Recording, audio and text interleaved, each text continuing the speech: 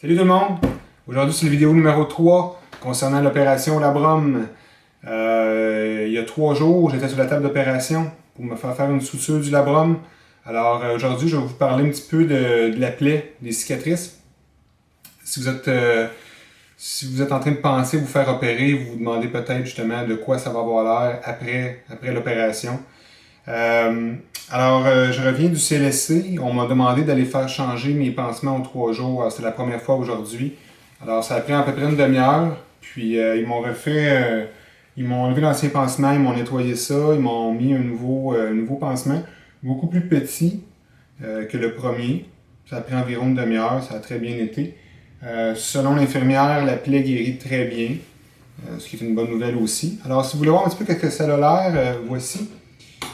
Alors, vous pouvez voir qu'au au moment de l'arthroscopie, on fait trois incisions en avant de l'épaule, sur le côté, en arrière. Alors, j'ai 2 points de suture en avant, une sur le côté, puis une en arrière. C'est vraiment un petit trou quand on regarde ça, c'est rien.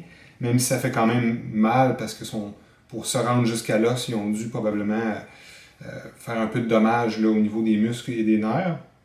Mais vraiment pas grand-chose. D'un coup, ça va avoir guéri. Là, on verra presque plus rien. Je vous la montrerai peut-être un petit peu plus tard. Alors c'est ça. Les 2 derniers jours ont été un petit peu plus douloureux depuis mon dernier vidéo. Mais j'ai continué à dormir dans un fauteuil inclinable. Ça a bien été. Les antidouleurs sont là aussi pour aider. C'est important de bien bouger les doigts, le poignet, essayer de déplier le coude pour éviter justement là, de venir ankyloser puis que ça saisisse puis ça fasse des complications. Alors régulièrement, je bouge mon bras, j'enlève la telle un petit peu, je bouge le bras. Dans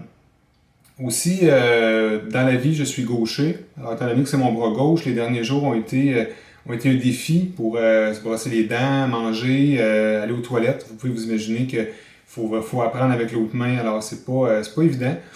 Alors, si je peux vous donner un petit truc, pensez-y vous aussi, pratiquez-vous, ou en tout cas, arrangez-vous pour être capable de vous faire à manger seul, parce que couper un steak, c'est pas évident.